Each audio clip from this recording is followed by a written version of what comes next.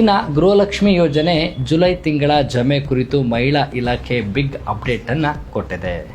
ಗೃಹಲಕ್ಷ್ಮಿ ಫಲಾನುಭವಿಗಳಿಗೆ good news. ತಾಂತ್ರಿಕ ದೋಷ ನಿವಾರಣೆ, ಬ್ಯಾಂಕ್ ಖಾತೆಗೆ ಹಣ ಜಮೆ ಆರಂಭ. ರಾಜ್ಯ ಸರ್ಕಾರದ ಮಹತ್ವಾಕಾಂಕ್ಷಿ ಗೃಹಲಕ್ಷ್ಮಿ ಯೋಜನೆಯ ಜುಲೈ ತಿಂಗಳ ಹಣ ಬಿಡುಗಡೆ ಕುರಿತು ಮಹಿಳಾ ಮತ್ತು ಮಕ್ಕಳ ಕಲ್ಯಾಣ ಇಲಾಖೆ ಮಹತ್ವದ ಪ್ರಕಟಣೆ ಹೊರಡಿಸಿದೆ. ಕಳೆದ ಕೆಲವು ದಿನಗಳಿಂದ ತಾಂತ್ರಿಕ KYC ದೋಷ ಹಾಗೂ ಬ್ಯಾಂಕ್ ಖಾತೆಗಳ ಲಿಂಕ್ಗೆ ಸಮಸ್ಯೆಯಿಂದ ಬಾಕಿ ಉಳಿದಿದ್ದ ಫಲಾನುಭವಿಗಳ ಖಾತೆಗಳಿಗೆ ಹಣ ವರ್ಗಾವಣೆ ಪ್ರಕ್ರಿಯೆ ಇಂದಿನಿಂದ ಚುರುಕುಗೊಂಡಿದೆ.